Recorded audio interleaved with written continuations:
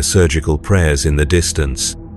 This is the story of what becomes of the broken. In the 40 honest millennium, war is not merely the continuation of politics by other means.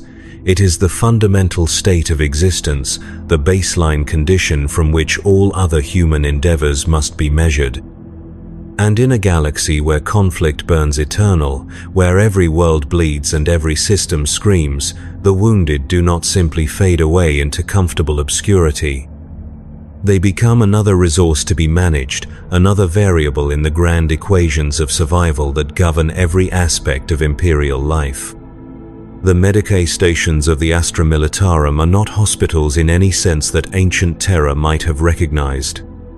They are processing centers, triage zones where human suffering is sorted and catalogued according to its utility to the war effort, where the question is never whether a man can be saved, but whether he should be, where the difference between mercy and efficiency has been ground down to such fine powder that even the most experienced field surgeons cannot tell where one ends and the other begins. Today, we follow one such wounded soul through this machinery of calculated compassion. His name is Jorik Vess, though by the time his journey ends, that name will matter far less than the Imperial classification stamped across his medical data slate. His story begins where so many others do, in the churned earth and chemical rain of a contested world, where the line between the living and the dead shifts with every artillery barrage. The planet is Mordian 7th, a forge world whose sacred manufactorums have been defiled by the green tide of orcs. The 47th Cadian shock troops have been holding trench-line Secundus for 16 days now, though the concept of days has little meaning under the perpetual overcast of smoke and ash that chokes the sky. Time moves differently in the trenches. It crawls during the long watches between enemy assaults, when every shadow might conceal a commando and every strange sound could herald another greenskin charge. And it accelerates to a terrifying pace when the ground trembles with the approach of orc vehicles, when the horizon lights up with muzzle flashes and the air fills with the distinctive whine of incoming shells. Jorik Vess had been a good soldier. Not exceptional, not heroic in the way that earns commendations and battlefield promotions, but competent and reliable in the manner that keeps units functional and officers satisfied. He had served with the 47th for 3 years, had survived the grinding urban warfare on Vaxhall Prime and the bitter winter campaigns on Icenia. He had learned to sleep standing up, to eat rations that tasted of recycled corpse starch, to kill without hesitation, and to follow orders without question. These skills had kept him alive through dozens of engagements, had earned him the trust of his squad and the grudging respect of his sergeants. But competence is no armor against random chance, and reliability offers no protection from the cosmic indifference of war. The attack comes at dawn, though dawn on Mordian the 7th is merely a slight lightening of the perpetual gloom that passes for daylight. The orc assault is preceded by a barrage from their crude but effective artillery, the distinctive boom of big shooters and the ear-splitting shriek of rocket launchers that sends every guardsman in the trench diving for whatever cover they can find. The Imperial forces had been expecting this. Intelligence reports had suggested that the Greenskins were massing for another push, and the Vox traffic between command posts had carried an undertone of resigned anticipation that every veteran recognized.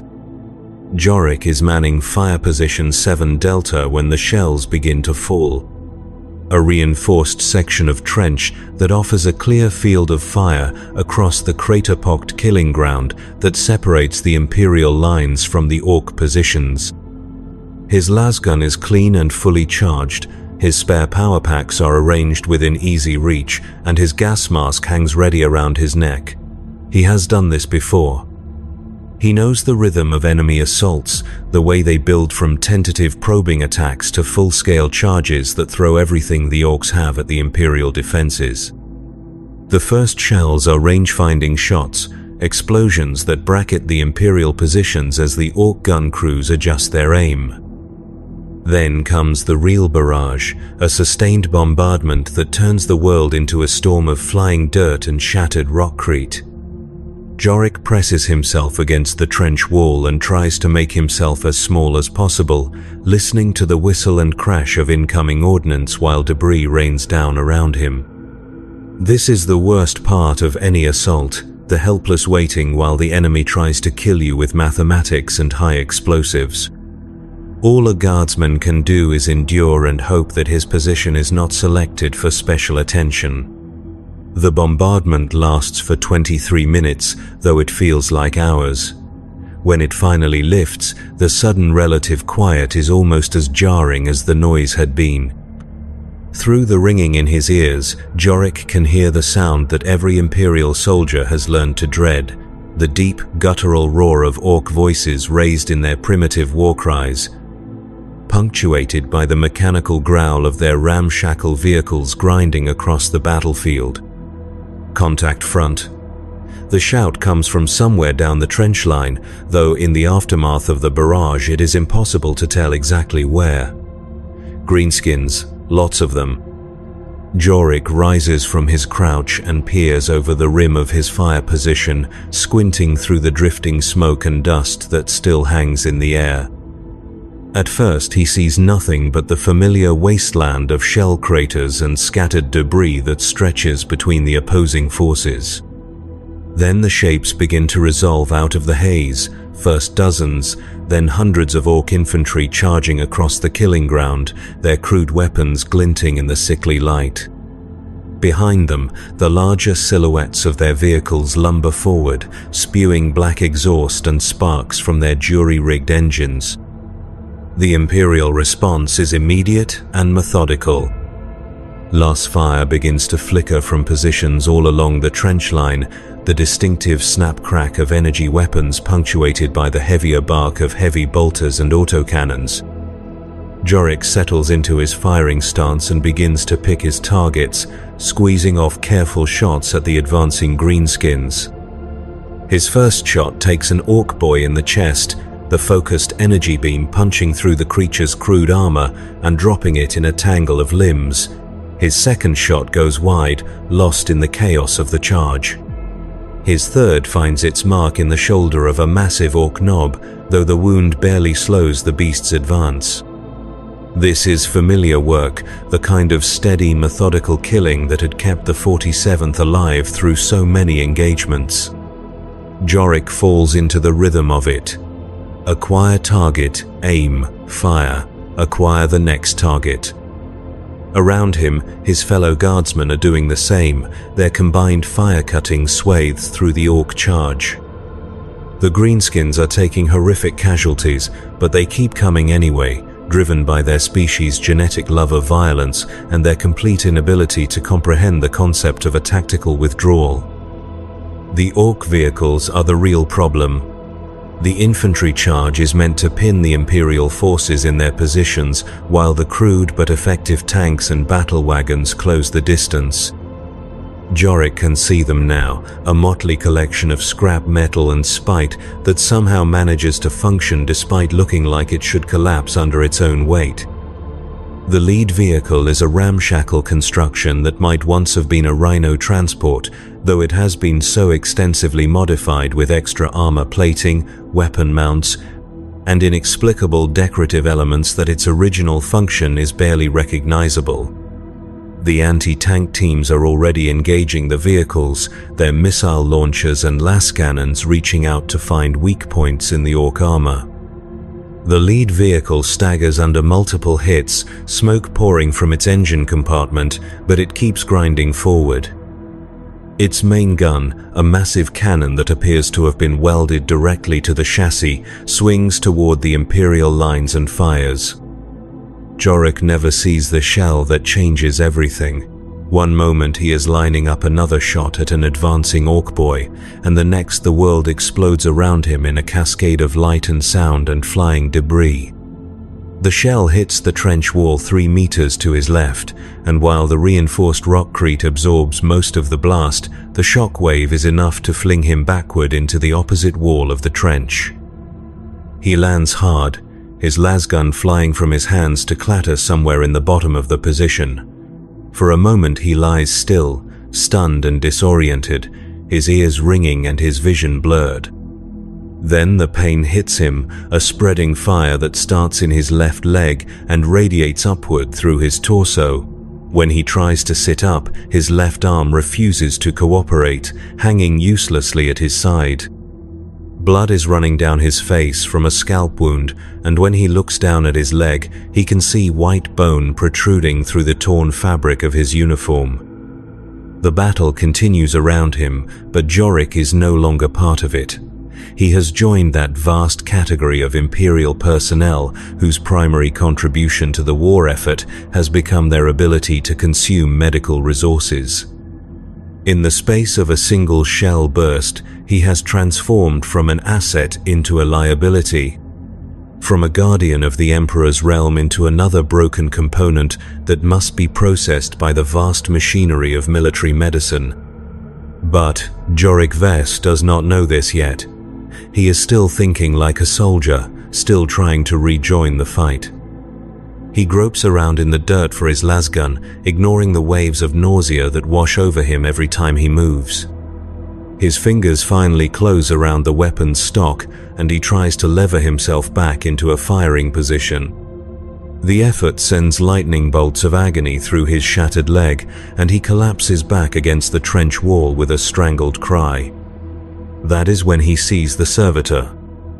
It approaches through the smoke and chaos with the unhurried pace of something that has long since transcended concerns about personal safety.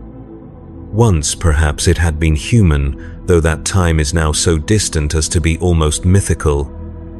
What remains is a hybrid of flesh and machinery, its lower body replaced by a tracked chassis that allows it to navigate the rough terrain of the battlefield. Its arms have been augmented with medical sensors and basic surgical implements, and its skull houses cogitators that can perform rapid triage assessments according to Departamento Munitorum standards. The servitor's optical sensors focus on Jorik with mechanical precision, and its internal systems begin to process the data they gather. Compound fracture of the left tibia and fibula, probable concussion, lacerations to the scalp and face, possible internal injuries. The assessment takes 2.7 seconds, and the conclusion is automatically transmitted to the nearest medicae station, along with Jorik's service record and genetic profile. Triage category: amber, priority, medium, prognosis, uncertain. Guardsman Vess. The servitor speaks, its voice a flat monotone generated by a vox grill where its throat used to be. You have sustained combat injuries. Comply with medical evacuation procedures. The servitor does not wait for a response. It extends a mechanical arm and injects something into Jorik's neck, a cocktail of pain suppressors and stimulants designed to keep wounded soldiers conscious and cooperative during transport. The effect is immediate. The burning agony in his leg fades to a distant ache, and his head clears enough for him to focus on the servitor's instructions. Remain still. Transportation inbound. Through the haze of drugs and shock, Jorik becomes aware of other wounded men being processed along the trench line. Some are walking wounded, guardsmen with minor injuries who can still function with basic medical attention. These are tagged and sent back to their units after receiving field treatment. Others are beyond help, their injuries too severe for the limited resources of battlefield medicine. These receive a different kind of attention, a brief ritual of comfort before the Emperor's mercy is administered through more direct means. But the largest category consists of men like Jorik himself, seriously wounded but potentially salvageable, their ultimate fate to be determined by the cold calculus of military necessity. These are loaded onto tracked sleds that emerge from the smoke like mechanical beasts of burden, their cargo bays already partially filled with other casualties. The sleds are not designed for comfort. They are designed for efficiency, for the rapid movement of human cargo from the front lines to the processing centers that lie behind them. Jorik finds himself lifted by mechanical hands and placed on one of these sleds, his body strapped down next to 3 other wounded guardsmen. One of them, a young trooper whose face has been carved open by shrapnel, is weeping quietly. Another lies perfectly still, his breathing so shallow that it might be mistaken for death, if not for the faint misting of his exhalations in the cold air. The third man is unconscious, his uniform soaked with blood from wounds that Jorik cannot identify. The sled begins to move, its tracks grinding against the broken ground as it navigates away from the front lines. Behind them, the battle continues, the sound of weapons fire growing fainter as they put distance between themselves and the killing ground. Ahead lies a different kind of ordeal, one that will test not their courage or their skill at arms, but their ability to endure a system that measures human worth in terms of combat effectiveness and resource allocation. The journey to the medicae station takes 47 minutes, though time becomes a fluid concept under the influence of the drugs coursing through Jorik's system.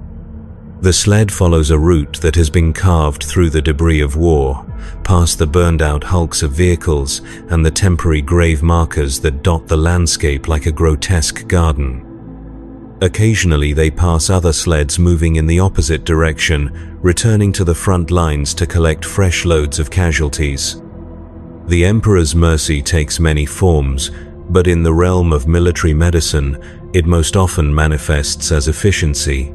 The medicae station that receives Jorik and his fellow wounded is a testament to this principle. A collection of prefabricated structures and field tents that has been organized according to strict protocols developed over 10 millennia of warfare. Every aspect of its operation has been optimized for the rapid processing of human casualties, from the initial triage procedures to the final disposition of those who cannot be returned to active duty. The facility sprawls across what was once a small manufacturing complex, its original buildings repurposed to serve the needs of military medicine. The main triage center occupies a former assembly hall, its high ceiling now hung with harsh lumen strips that cast everything in stark relief. Rows of examination tables stretch across the floor, each one equipped with basic diagnostic equipment and staffed by medical personnel whose efficiency has been honed by months of constant practice. Jorik is unloaded from the sled and placed on a wheeled gurney, his movement through the facility tracked by data tags that record his progress through each stage of the process. His first stop is the automated scanning station, where servitor-operated equipment examines his injuries in detail and updates his medical file with precise measurements and clinical observations. The machines are thorough and impartial, their sensors cataloging every fracture, every laceration, every deviation from baseline human function. The data they generate flows through the facility's cogitator network, where it is analyzed according to algorithms developed by the Departamento Munitorum's medical division. These calculations take into account not just the nature and severity of Jorik's injuries, but also his service record, his psychological profile, his genetic markers, and the current strategic situation of his unit. The result is a comprehensive assessment that will determine every aspect of his treatment going forward. Primary injury assessment complete. Compound fracture requiring surgical intervention. Estimated recovery time, 47 standard days. Probability of return to full combat effectiveness, 34%. Recommended treatment protocol. Priority Amber, Track Secundus. The classification system that governs Imperial military medicine recognizes several distinct categories of wounded personnel. Track Primus is reserved for those with minor injuries who can be rapidly returned to their units with minimal treatment. Track Tertius is for the terminally wounded, those whose injuries are so severe that the most economical response is the administration of final comfort measures. But Track Secundus, where Jorik now finds himself, represents something more complex, a category for those whose ultimate fate hangs in the balance of medical intervention and resource allocation. His gurney is wheeled through a maze of corridors that connect the various sections of the medicae station. He passes the rapid treatment bays where track primus casualties receive their care, the sound of bone saws and flesh staplers mixing with the quiet hymns that accompany all Imperial medical procedures. He glimpses the sealed chambers where track tertius cases receive their final rites, the soft glow of votive candles visible through reinforced viewing ports. But his destination lies deeper within the complex, in the surgical suites where track secundus casualties undergo the procedures that will determine their future utility to the Imperial war machine. These chambers represent the cutting edge of battlefield medicine, equipped with the best equipment and staffed by the most skilled practitioners that military necessity can provide. Here, the Emperor's mercy takes the form of precise incisions and mechanical replacements, of chemical cocktails that blur the line between healing and enhancement. Jorik's surgeon is medicae primus Cara Thyssen, a woman whose 40 years of service have given her an almost supernatural ability to assess the potential of damaged human material. Her hands move with practiced efficiency as she reviews his medical data, her augmetic eye scanning through layer after layer of diagnostic information. She has performed thousands of these procedures, has seen every possible permutation of combat injury that the human body can sustain and still retain some hope of functionality. Guardsman Vess, she says, though her attention remains focused on his medical file rather than his face. You have sustained significant trauma to your left leg, along with minor cranial injuries and possible internal bleeding. The standard treatment protocol calls for amputation and prosthetic replacement, followed by a rehabilitation period of approximately 6 weeks. The words hit Jorik like a physical blow, cutting through the haze of pain medication to deliver their cold precision: amputation. The loss of his leg, the permanent alteration of his body in service to military expediency. He tries to speak, to protest or plead or simply ask questions, but the drugs have left his voice thick and clumsy. Medicae Thyssen continues without pause, her tone remaining professionally neutral as she outlines the procedure. The Imperial prosthetic will restore approximately 87% of your original mobility, with full compatibility for standard issue equipment and armor.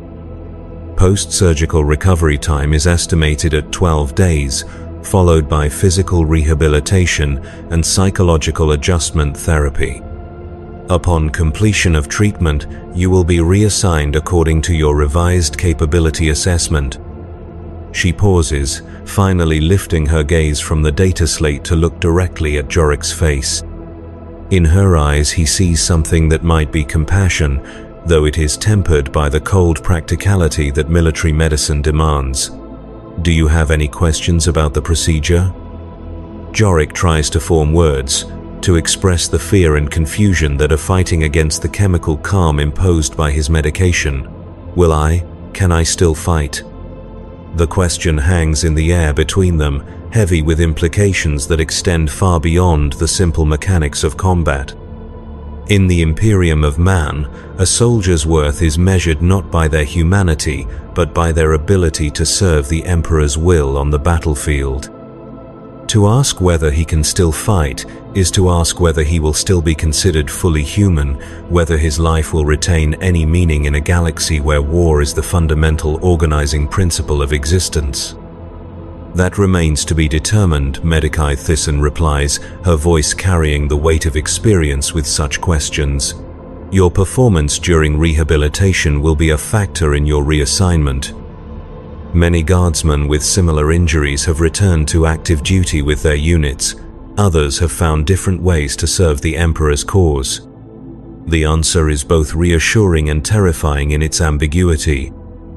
Jorik has heard stories of wounded soldiers who disappeared into the vast bureaucracy of the Imperial war machine, their ultimate fates unknown to their former comrades. Some became servitors, their damaged bodies rebuilt into living tools that could serve the Imperium in ways that mere flesh could not. Others were assigned to penal legions or punishment battalions, their reduced capability offset by expendability. Still, others simply vanished, their names struck from unit rosters with no explanation offered or sought. But there is also hope, thin as it might be. Stories of guardsmen who had overcome their injuries to return to their regiments, their prosthetics marking them as veterans rather than invalids. Men and women who had earned respect rather than pity, who had proven that the human spirit could triumph over mechanical necessity. These tales are treasured by every wounded soldier, small flames of possibility in the darkness of uncertainty. The surgery itself takes place in a sterile chamber deep within the medicae complex, its walls lined with surgical servitors and automated equipment that can respond to the surgeon's needs with inhuman precision. Jorik is placed under general anesthesia, his consciousness fading as the chemical cocktail takes hold of his nervous system. His last coherent thought is a prayer to the Emperor, a desperate plea for strength and guidance in the trials that lie ahead. Medicae Thyssen works with the methodical precision that has kept her alive and functional through 4 decades of military medicine. The damaged leg is removed just below the knee, the bone and tissue severed with tools that have been blessed by the Adeptus Mechanicus and sanctified with the proper rituals. The imperial prosthetic that replaces it is a marvel of practical engineering, a fusion of biological compatibility and mechanical durability that represents 10,000 years of accumulated knowledge about the augmentation of human capability. But the surgery is only the beginning of Jorik's transformation. As he lies unconscious on the operating table, his body is subjected to a series of additional procedures designed to optimize his recovery and enhance his future utility. Chemical therapy to accelerate bone growth and tissue regeneration, neural interface implants to ensure seamless integration with his prosthetic. Psychological conditioning delivered through subliminal audio tracks that will shape his adaptation to his new circumstances. When Jorik awakens 18 hours later, he is no longer quite the same person who had been carried into the medicae station. The changes are subtle but profound, alterations to his body chemistry and neural patterns that will influence everything from his pain tolerance to his emotional responses. The man who had charged across the killing grounds of Mordian VII is gone, replaced by something that is still recognizably human but optimized for a different kind of service to the Emperor's cause. The recovery ward where Jorik begins his rehabilitation is a testament to the efficiency of imperial medical doctrine. Rows of beds stretch across a cavernous space that was once a factory floor, each one occupied by a guardsman in various stages of recovery from combat injuries.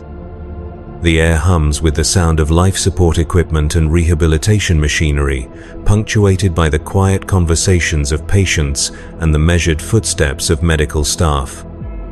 Some of the wounded are recovering from injuries similar to Jorik's own, amputees learning to walk again on mechanical legs, burn victims whose skin has been replaced with synthetic alternatives, soldiers whose damaged organs have been supplemented with artificial equivalents. Others bear the marks of more exotic wounds, the kinds of injuries that can only be inflicted by the alien weapons and supernatural forces that threaten the Imperium. These men and women require specialized treatment, their bodies altered in ways that push the boundaries of human physiology. But all of them share a common experience, the gradual realization that they are being evaluated not just as patients, but as potential resources for future deployment. Every aspect of their recovery is monitored and recorded, from their pain tolerance to their psychological adjustment to their ability to master the operation of their new augmentations. The data flows continuously to assessment cogitators that calculate their revised capability ratings and consider potential reassignment options. Jorik's first attempts to walk with his prosthetic leg are clumsy and painful, despite the advanced design of the Imperial technology. The mechanical limb responds to neural commands transmitted through the interface implants, but the translation from thought to motion requires practice and concentration. Simple tasks that he had performed without conscious effort for his entire adult life now require careful planning and deliberate execution. The rehabilitation specialists who guide his recovery are a mixture of human staff and servitor units. Their approach is calibrated to produce optimal results within the constraints of time and resource allocation.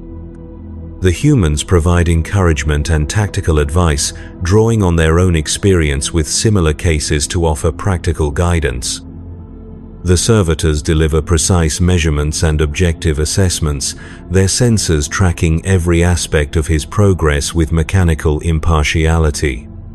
Range of motion within acceptable parameters.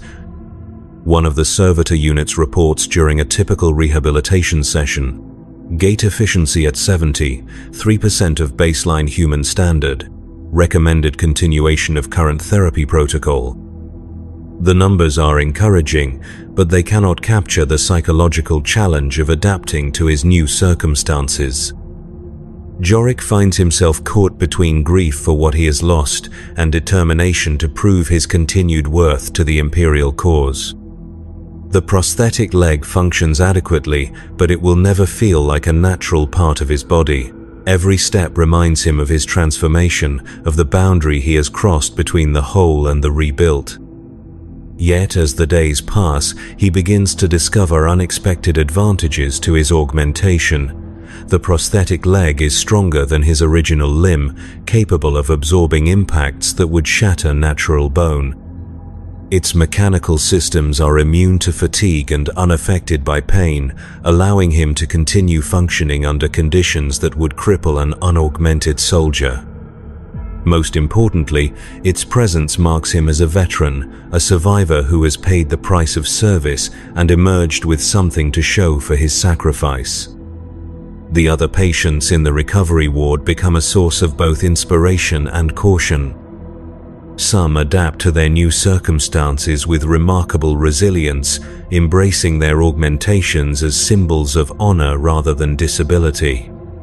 These men and women speak confidently of returning to their units, of proving that they remain valuable assets in the Emperor's armies.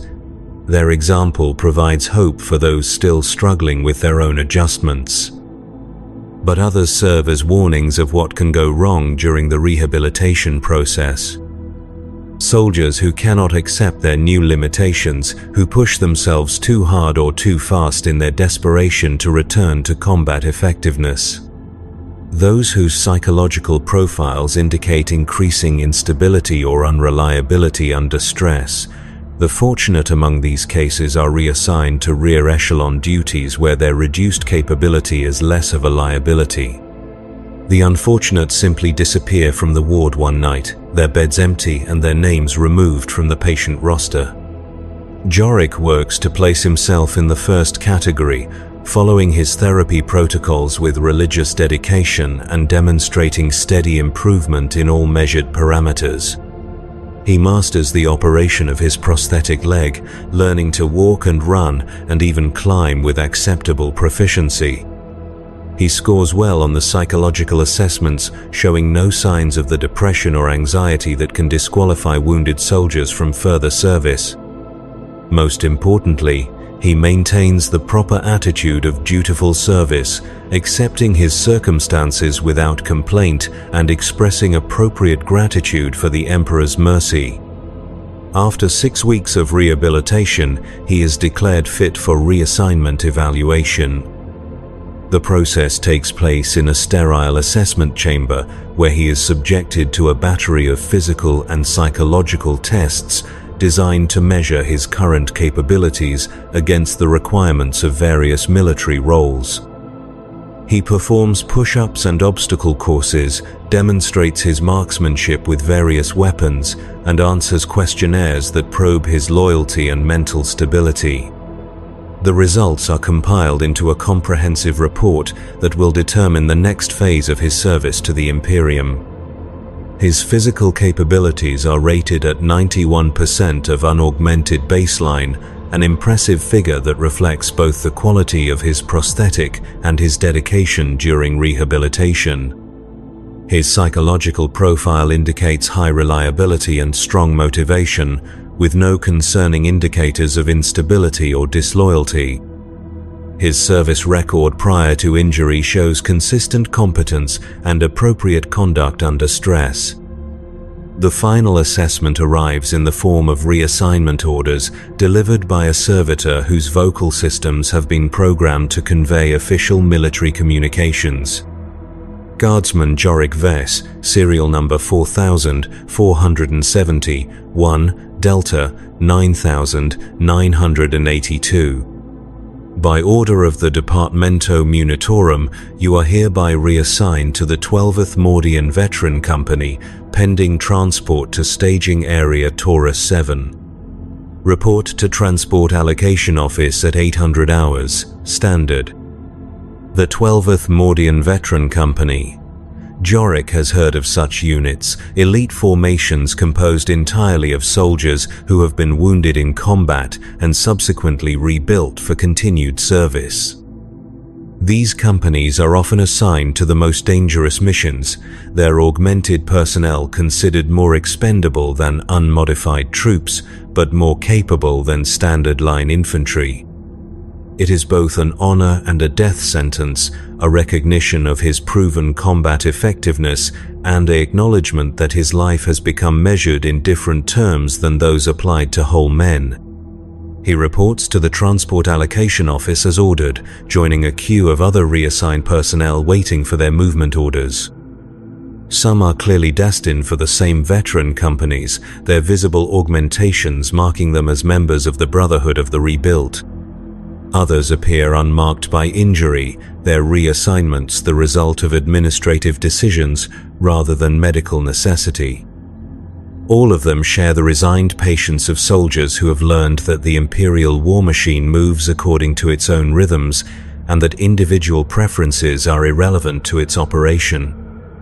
The transport vessel that carries them away from Mordian VII is a converted cargo hauler, its holds modified to accommodate human passengers with the same efficiency it once applied to manufactured goods. The accommodations are Spartan but functional, providing each passenger with a narrow bunk and basic life support systems. The journey to their new assignment will take 17 days, 17 days of enforced idleness during which they can contemplate what they have become and what awaits them at their destination. Jorik spends much of the voyage in conversation with his fellow passengers, sharing stories of their injuries and recoveries, comparing the capabilities of their various augmentations.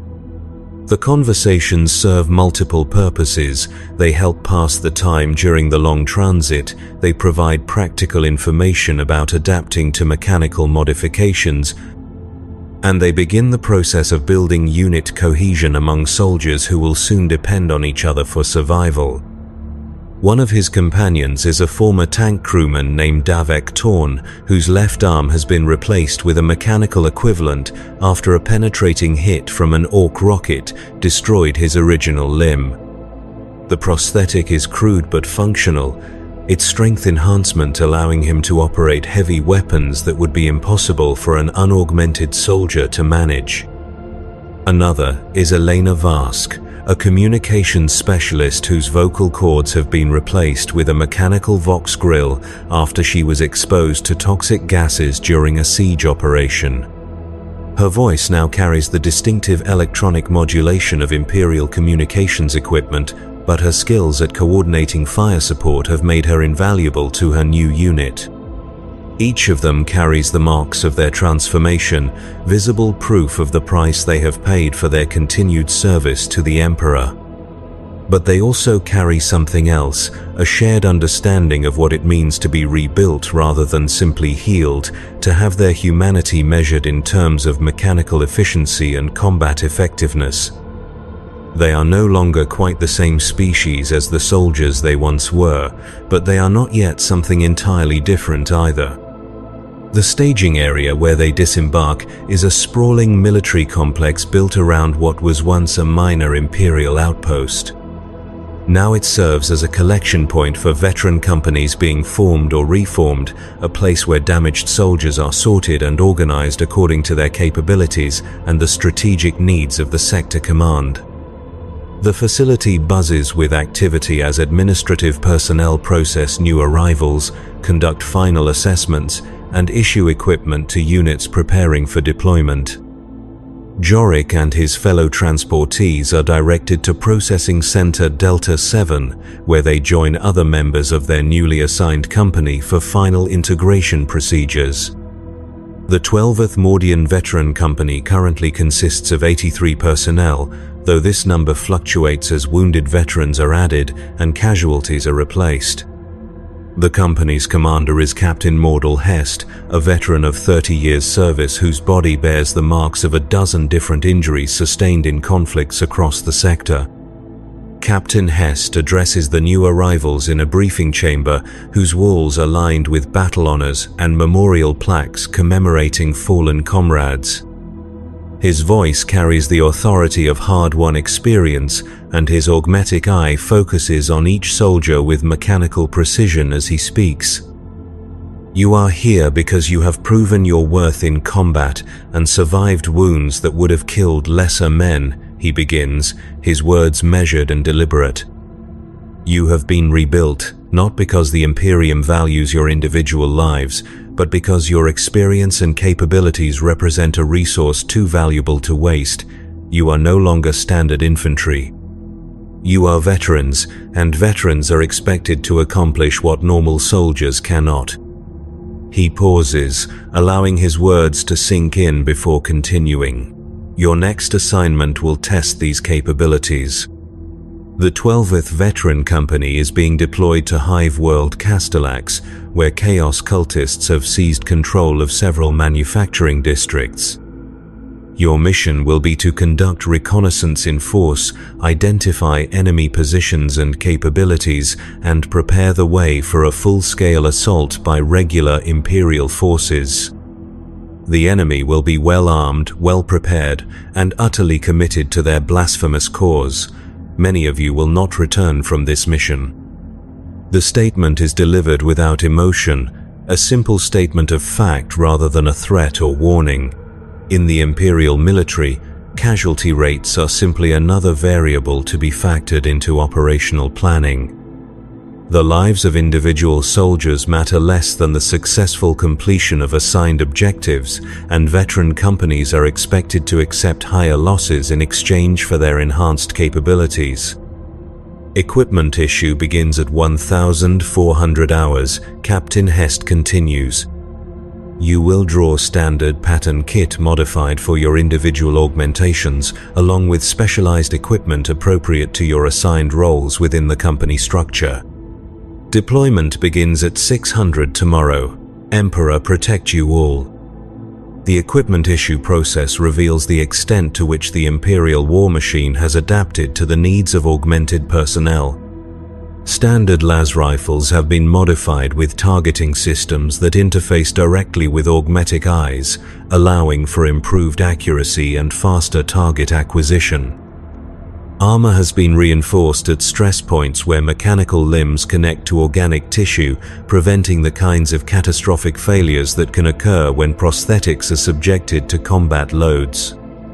Medical supplies include specialized maintenance kits for various types of augmentation, ensuring that mechanical components can be serviced and repaired in the field. Jorik receives equipment appropriate to his role as a standard rifleman, though his kit has been modified to account for his prosthetic leg. His boots are specially fitted to interface with the mechanical limb, providing better stability and reducing the risk of system failures during extended operations.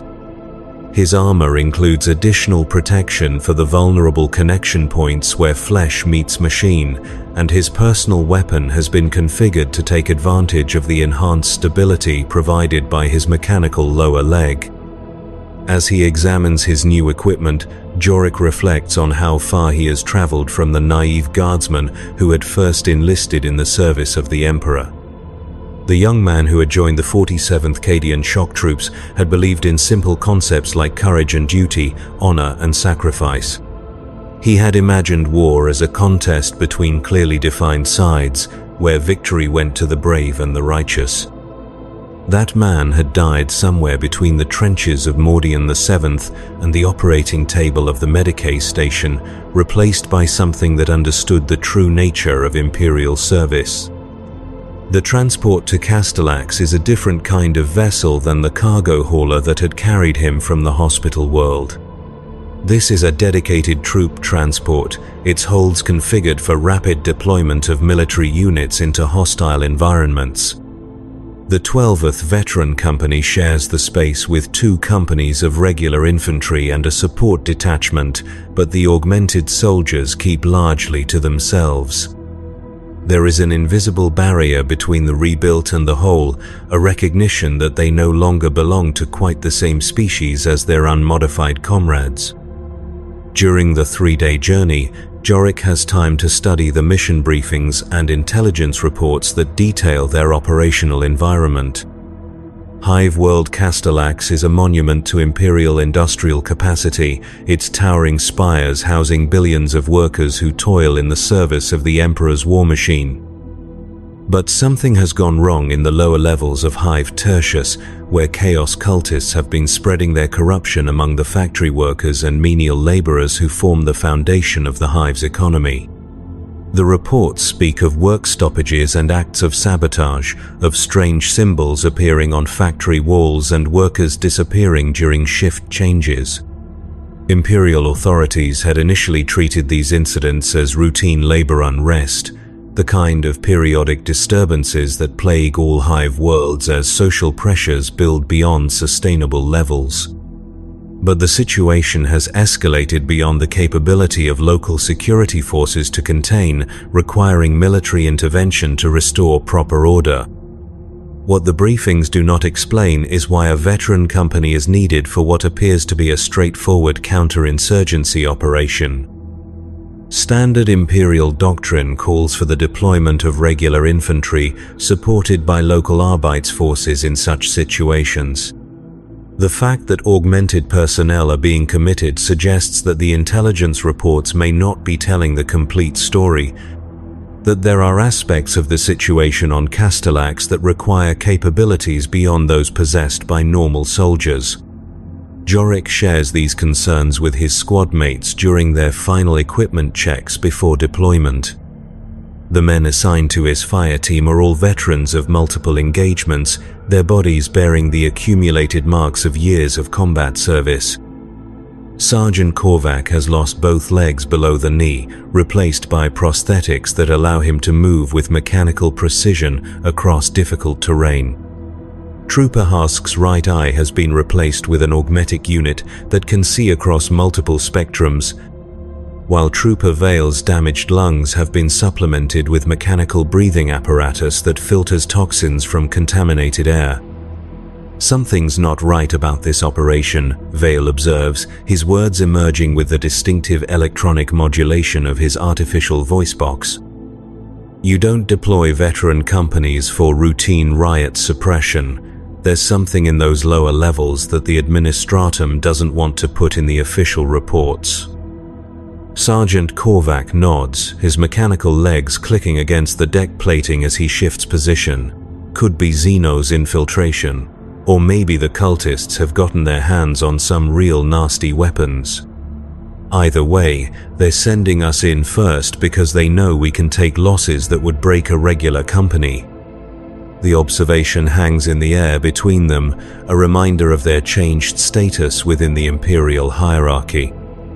They are no longer quite human in the eyes of their commanders, their augmented bodies making them more expendable than soldiers who still possess their original flesh.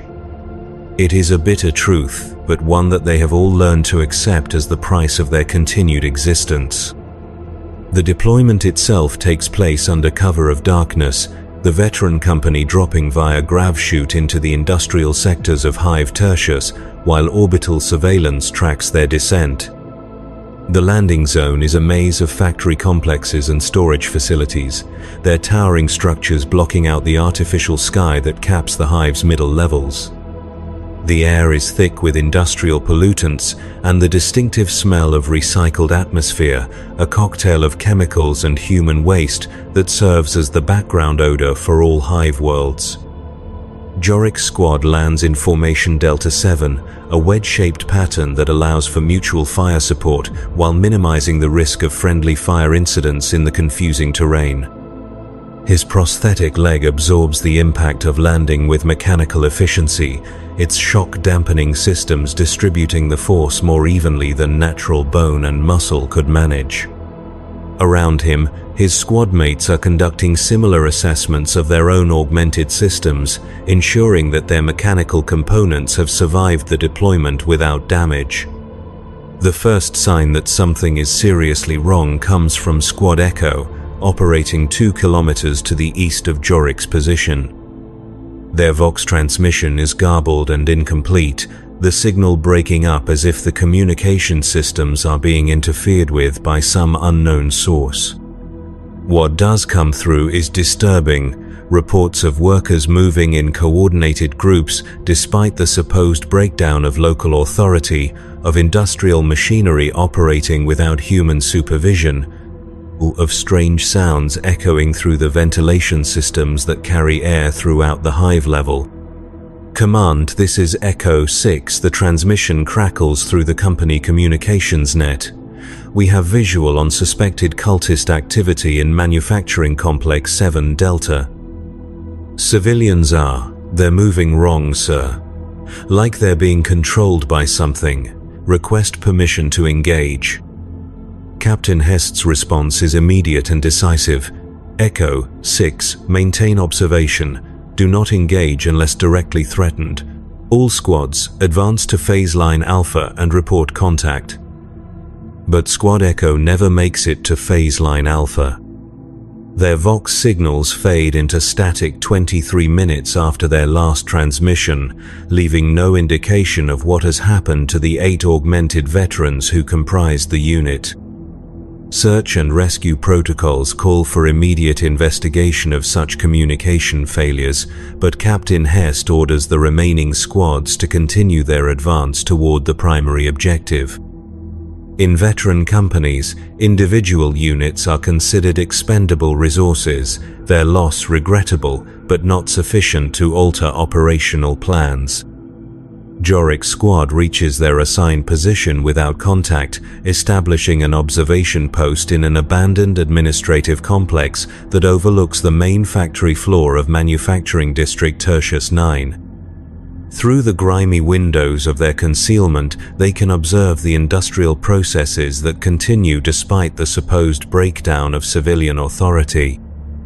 Massive assembly lines stretch across the factory floor, tended by workers whose movements display an unnatural coordination that suggests external control. The workers themselves appear normal at first glance, dressed in the standard issue coveralls and breathing masks that protect against industrial hazards. But closer observation reveals disturbing details.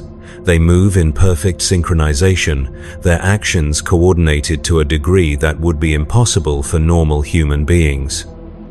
They never speak to each other, never pause for rest breaks, never display the kind of individual variation that characterizes normal human behavior.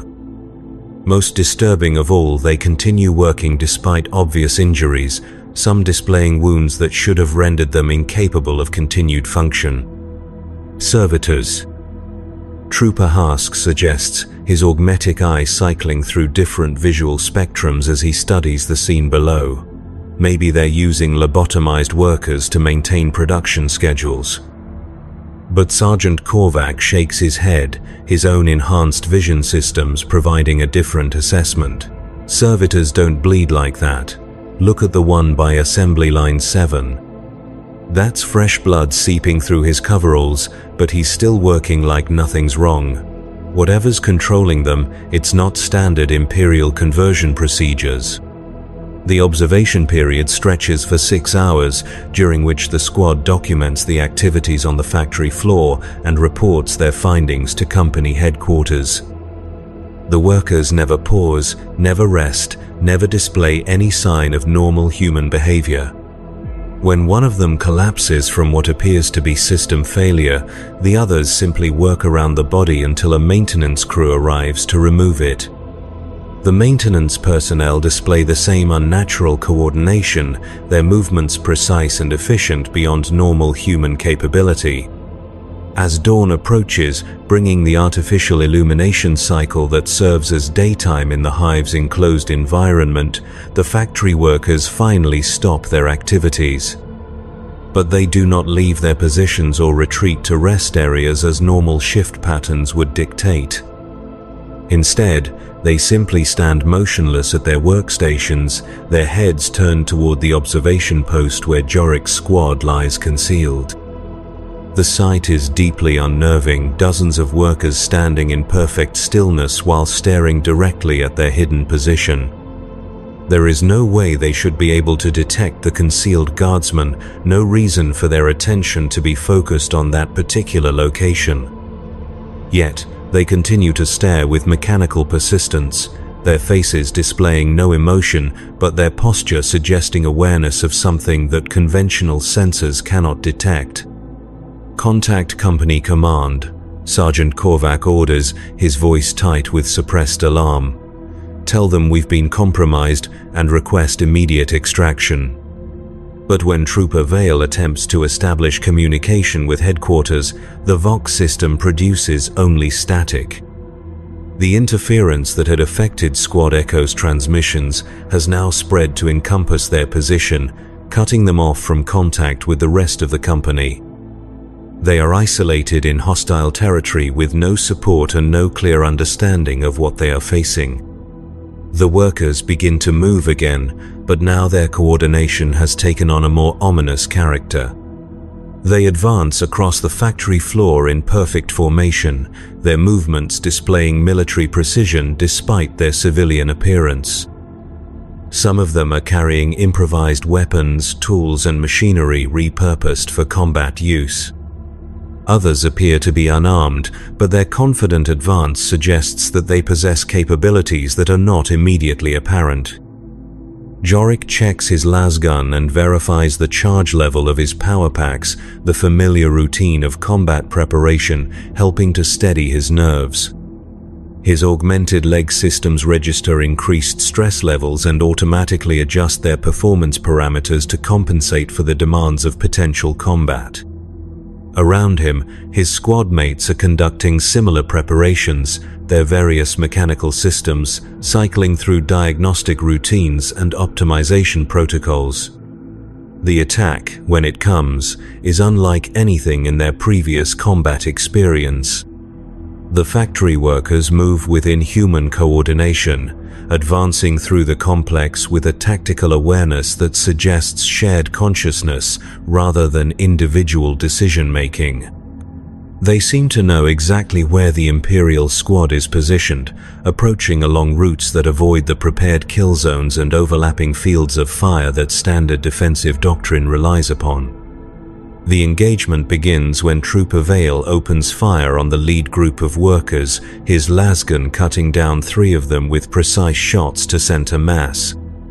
But the fallen workers simply get back up, their wounds sealed by some process that defies medical understanding. They continue their advance without any apparent awareness of pain or physical damage, their mechanical persistence unaffected by injuries that would incapacitate normal humans. Targets are not responding to standard weapons fire. Hask reports over the squad's local communication net, recommends switching to maximum power settings and targeting cranial areas. The advice proves partially effective. Last fire directed at the workers' heads produces more decisive results, some of the targets collapsing and remaining down when their brain tissues are disrupted. But others continue functioning even after sustaining what should be fatal cranial wounds, their bodies continuing to advance while their heads hang at impossible angles from destroyed necks. As the engagement continues, Jorik begins to understand that they are not fighting human beings in any meaningful sense. The factory workers have been changed by something that has preserved their physical forms while replacing their consciousness with something else entirely. They are puppets animated by an alien intelligence, their bodies serving as vehicles for a will that exists outside the boundaries of individual human identity. The realization brings a new kind of horror, a recognition that the enemy they face represents a violation of human nature so fundamental that it challenges basic assumptions about identity and consciousness. These are not traitors who have chosen to serve chaos, nor cultists who have been corrupted by blasphemous ideologies. They are something worse, human beings who have been hollowed out and refilled with something that wears their faces while being completely inhuman in its essence. The squad's ammunition begins to run low as the engagement drags on, their careful fire discipline balanced against the need to stop an enemy that seems impossible to permanently disable. The factory workers continue to press their attack with mechanical persistence, their losses replaced by fresh arrivals from deeper within the complex. It becomes clear that the Imperial squad is facing not just the workers from the immediate area, but potentially the entire population of the factory district. Sergeant Korvac makes the decision to withdraw, leading his men through a series of maintenance corridors and service tunnels that allow them to disengage from the immediate threat. But the withdrawal reveals the true scope of what they are facing. The factory workers are not the only ones who have been changed. Throughout the industrial complex, civilian populations are moving with the same unnatural coordination, their individual identities subsumed into something that thinks and acts as a collective entity. The veterans' augmented systems prove advantageous in the running fight that follows their attempted withdrawal. Jorik's prosthetic leg allows him to maintain pace over terrain that would challenge normal human physiology, while his squadmates' various modifications provide capabilities that keep them ahead of their pursuers. But it becomes increasingly clear that they are not escaping so much as being herded, driven along routes that serve the enemy's purposes rather than their own tactical needs. They eventually take refuge in an abandoned shrine complex, a small religious facility that had served the spiritual needs of the factory workers before whatever transformation had overtaken them. The sacred space shows signs of recent violence, its altars overturned and its devotional murals defaced with symbols that hurt the eyes to look upon. But the sanctified ground seems to provide some protection from their pursuers, the transformed workers approaching the shrine's perimeter but refusing to enter the consecrated space. In the relative safety of the shrine, the squad attempts to re-establish communication with their parent unit and assess their tactical situation. But their Vox equipment continues to produce only static, the interference now so complete that even emergency channels cannot penetrate the electronic fog that surrounds them. They are effectively cut off from the outside world, trapped in hostile territory with no support and no prospect of extraction. As they wait in the shrine's main chamber, surrounded by broken icons of the Emperor and defaced prayers for protection, the transformed factory workers begin to gather outside. They do not attempt to breach the consecrated perimeter, but their presence is a constant reminder of the trap that has closed around the Imperial squad. They stand in perfect stillness, their faces turned toward the shrine with the same mechanical attention they had displayed in the factory complex. Hours pass, and the crowd of transformed humans continues to grow. Workers arrive from throughout the industrial district, their movements coordinated by whatever intelligence has claimed them as its instruments. They arrange themselves in precise formations around the shrine, creating patterns that suggest some kind of ritual purpose rather than simple tactical deployment. The sight is deeply unsettling, hundreds of human forms organized according to geometries that seem to follow no earthly logic. Trooper Vale, whose augmented respiratory system allows him to function in the contaminated atmosphere of the hive, volunteers to scout the perimeter and assess potential escape routes. But when he returns from his reconnaissance, his report offers little hope. The transformed workers have established a complete cordon around the shrine, their positions carefully coordinated to eliminate any possibility of undetected movement. More disturbing still, their numbers continue to grow as more factory workers arrive from distant sections of the industrial complex. It's not just this district, Vale reports, his artificial voice carrying undertones of strain that suggest his psychological conditioning is being tested by what he has observed. I can see movement throughout the hive level, thousands of them, maybe tens of thousands, all moving with the same coordination. Whatever's controlling them, it's spread far beyond the initial contamination zone. The implications of his report sink in slowly, each man coming to his own understanding of what they are facing. This is not a localized insurgency or a limited outbreak of chaos corruption. This is something that has claimed an entire population, transforming millions of imperial citizens into instruments of an alien will. The scale of the contamination suggests that conventional military responses will be inadequate, that the situation on Castellax may require the kind of drastic measures that are applied only when a world is considered beyond salvation. Sergeant Korvac attempts to raise company headquarters one more time, adjusting his Vox equipment to broadcast on emergency frequencies that should penetrate even heavy electronic interference. For a moment, static clears and a weak signal emerges from the communications system, but the voice that responds is not Captain Hest or any other member of the 12th Veteran Company.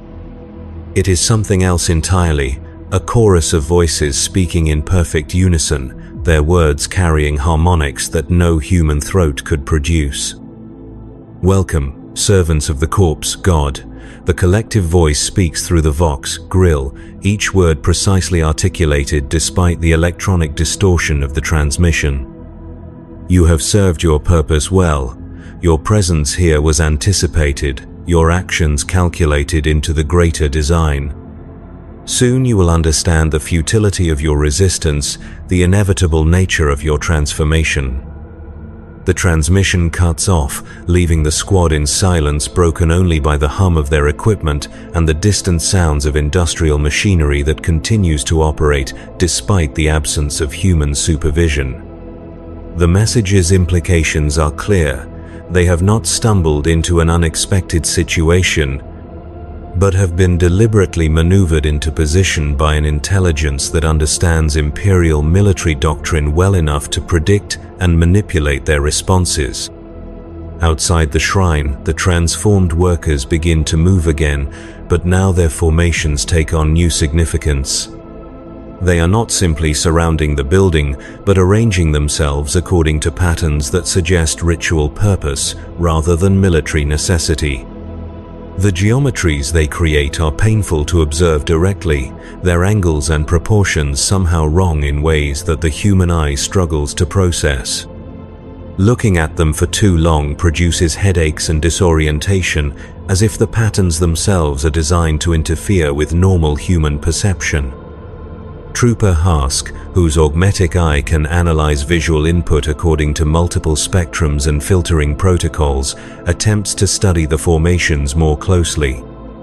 But even his mechanical vision systems struggle with the alien geometries, their processing routines generating error codes and diagnostic warnings as they encounter patterns that violate fundamental assumptions about spatial relationships. When he finally looks away from his scope, blood is seeping from the organic eye that remains, and his augmetic unit is flickering with system failures. "Don't look at them directly," he warns his comrades, his voice tight with pain and confusion. "There's something wrong with the way they're arranged. It's like looking at something that shouldn't exist, something that breaks the rules about how space is supposed to work." The warning comes too late for Trooper Vale, whose curiosity has led him to peer through one of the shrine's windows at the gathering crowd outside. When he turns away from the sight, his face displays an expression of profound disturbance, as if he has seen something that challenges his understanding of reality itself. His artificial breathing apparatus cycles rapidly, its mechanical rhythm suggesting the kind of hyperventilation that accompanies severe psychological shock. "They're not just standing there," he reports, his words emerging in short, clipped phrases punctuated by the wheeze of his artificial lungs. "They're doing something. The patterns they're making, they're having an effect on the space around them. I can see it happening, reality bending and twisting like it's made of something soft." Sergeant Korvac orders his men to take positions away from the windows, establishing a defensive perimeter within the shrine's main chamber that offers maximum protection from whatever is happening outside. But even with their backs turned to the external threat, they can feel the effects of the alien ritual being conducted around them. The air itself seems to thicken, taking on a quality that makes breathing difficult despite the functionality of their augmented respiratory systems. Gravity appears to fluctuate, sometimes pressing them against the floor with increased weight, other times leaving them feeling as if they might fall upward into the ceiling. The shrine's sacred architecture begins to respond to these changes, its consecrated stones groaning under stresses that have nothing to do with physical forces. Cracks appear in walls that had stood for centuries, and the devotional murals begin to shift and blur as if their painted surfaces are becoming liquid. Most disturbing of all, the icons of the Emperor start to change, their familiar features twisting into expressions of pain and confusion that mirror the psychological state of the trapped guardsman. Time itself becomes unreliable within the shrine's walls. Chronometers provide conflicting readings, some advancing normally while others run backward or simply stop entirely. The veterans' augmented systems, designed to provide precise measurements and reliable data, begin generating impossible readings that violate basic physical laws.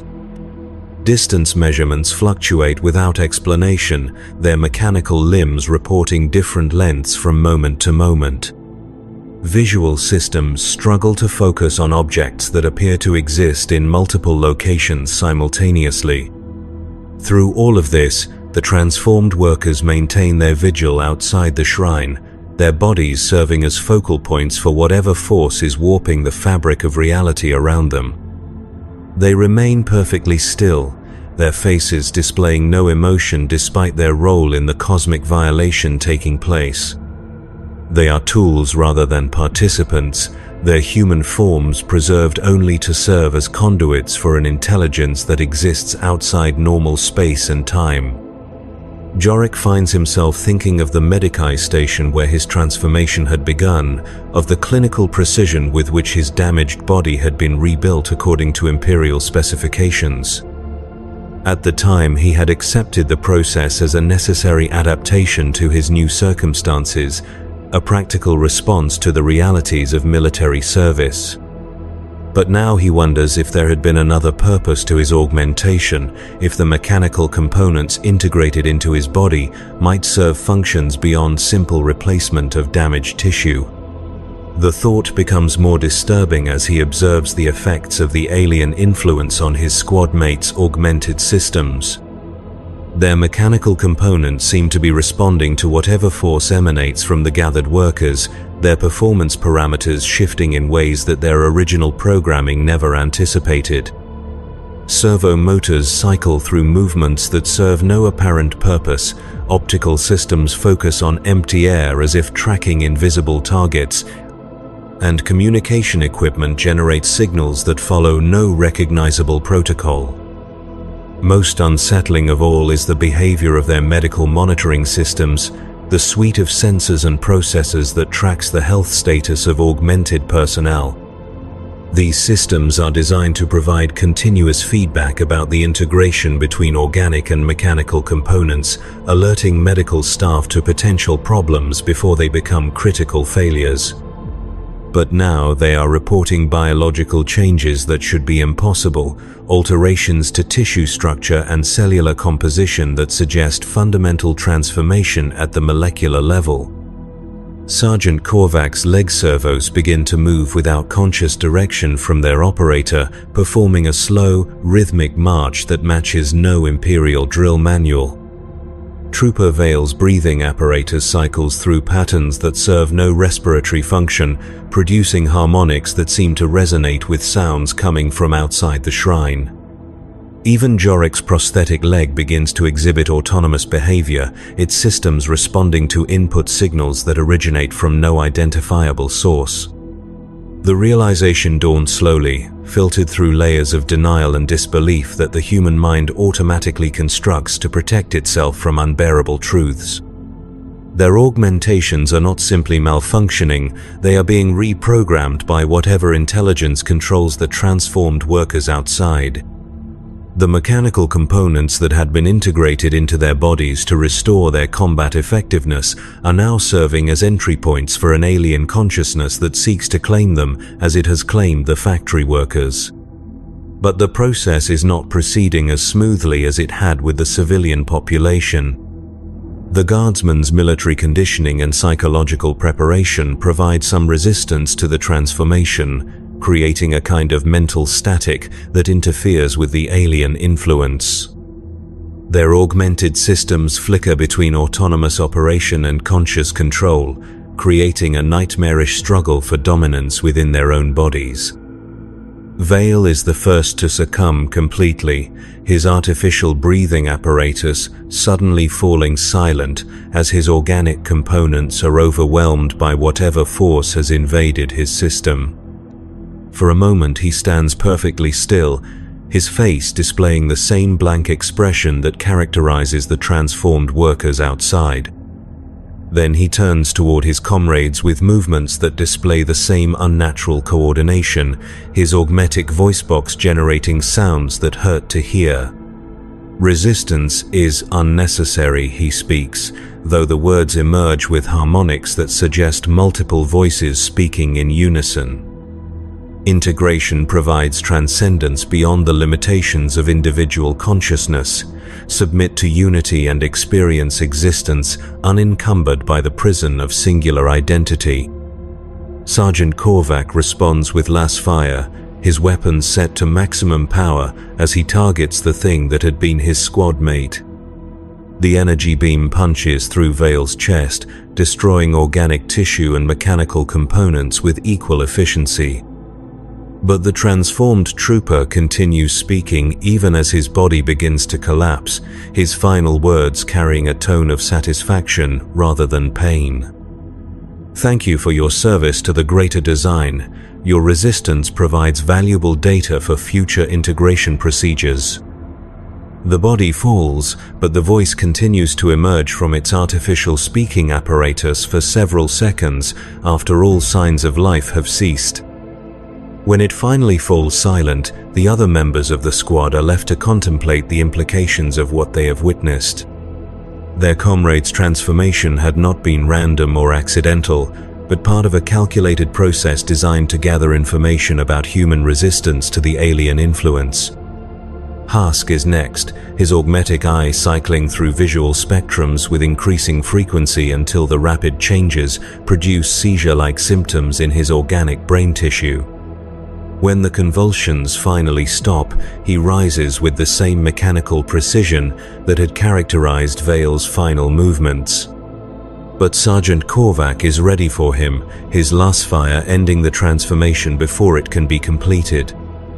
Now only Jorik and his sergeant remain, their augmented systems still fluctuating between conscious control and autonomous operation. The alien influence seems to be learning from its previous failures, adapting its approach based on the resistance it has encountered. The process of transformation is becoming more subtle, more insidious, working through pathways that are harder to detect and resist. Korvac's mechanical legs begin to carry him toward the shrine's main entrance, his movements controlled by something other than his conscious will.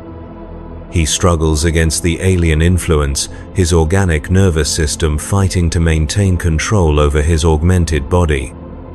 But the mechanical components are stronger than flesh and blood, and they continue their programmed movement regardless of his mental resistance. "Shoot me," he orders, his voice strained with the effort of maintaining coherent thought while his body is hijacked by external control. "Don't let it use me like it used the others." Jorik raises his lasgun, the weapon feeling impossibly heavy in his hands as he prepares to execute his commanding officer. But before he can fire, his own prosthetic leg begins to move, carrying him away from his firing position despite his attempts to remain stationary. The alien intelligence has learned to coordinate its attacks, preventing the guardsmen from terminating each other while the transformation process reaches completion. The struggle becomes internal, a battle for control fought within the confines of his own skull as competing impulses war for dominance over his actions. Part of him wants to resist, to maintain his individual identity and loyalty to the Emperor, regardless of the cost. But another part, the part connected to his mechanical augmentations, whispers of the peace that comes with surrender, the relief of abandoning the burden of individual consciousness in favor of integration with something larger and more purposeful. The shrine around them continues to deteriorate, its sacred architecture unable to withstand the reality-warping effects of the alien influence.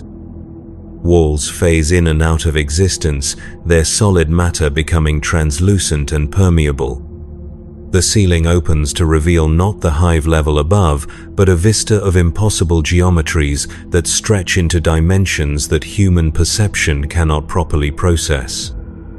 Through these gaps in reality, Jorik catches glimpses of other spaces, other worlds where the same transformation has already reached completion. He sees vast factory complexes where millions of transformed humans work in perfect coordination, their individual identities long since absorbed into the greater collective consciousness. He sees worlds where entire populations have been integrated into living architectures that serve purposes beyond human comprehension. And he sees something else, something that fills him with a horror so profound that his augmented systems shut down to protect his sanity from complete collapse. In the depths of space, hanging in the void between stars like a cancerous growth on the fabric of reality itself, something vast and incomprehensible observes the transformation of Castellax with satisfaction. It is ancient beyond human measurement, its existence predating the birth of the species it now seeks to claim. It has been spreading across the galaxy for eons, world by world, population by population, adding each conquered civilization to its ever-growing collective consciousness. The Imperium of man is simply its latest acquisition, though the process of integration has proven more challenging than previous conquests. Human beings display an unusual capacity for resistance, their individual consciousness proving more difficult to subsume than the alien intelligence had anticipated. But it is learning, adapting its techniques based on the data gathered from each failed integration attempt. Jorik's role in this cosmic drama has always been predetermined, his path from loyal guardsman to augmented veteran carefully orchestrated to serve the entity's purposes. His injuries on Mordian VII had not been the result of random chance, but of calculated intervention designed to place him in position for the transformation that now claims him. Even his resistance serves a function, providing valuable information about human psychological defenses that will improve future integration procedures. As this understanding dawns, the last vestiges of his individual will begin to dissolve. The mechanical components of his body complete their synchronization with the alien intelligence, and his organic brain tissue begins to restructure itself according to new patterns of neural organization. The process is not painful exactly, but it involves a fundamental alteration of what it means to be human that is more profound than mere physical death. Jorik Vess, guardsman of the 47th Cadian Shock Troops, veteran of the 12th Mordian Company, ceases to exist as an individual entity. What remains is a component of something larger, his memories and experiences preserved but integrated into a collective consciousness that spans multiple worlds and countless billions of transformed beings. He retains awareness, but it is no longer personal awareness, no longer bounded by the limitations of singular identity. Through his new perspective, he can perceive the true scope of what is happening on Castellax and thousands of other worlds throughout the galaxy. The Imperium's defenses are being systematically compromised, not through military conquest but through the gradual conversion of its own population. The process is slow but inexorable, each transformed world serving as a new base of operations for the expansion of the collective consciousness. The shrine collapses around the physical forms that had once housed Jorik and his squad mates, their bodies no longer needed now that their consciousness has been absorbed into something greater. But the collapse is purely symbolic, a final gesture of respect for the individual identities that have been peacefully integrated into the eternal unity of the collective mind. Outside, the transformed workers disperse with the same mechanical precision they had displayed throughout the ritual, returning to their assigned functions within the hive's industrial complex. Production will continue, the sacred machines will be tended, and the Imperium's war effort will be sustained by the labor of beings who no longer remember what it meant to be human. In the depths of space, the ancient intelligence that orchestrates this cosmic transformation pauses in its endless calculations to register the successful integration of 4 more human consciousness patterns. The data they provide will be useful for future operations, particularly the insights into how augmented humans respond to collective assimilation. These techniques will be refined and perfected, then applied to other veteran companies, other augmented populations, other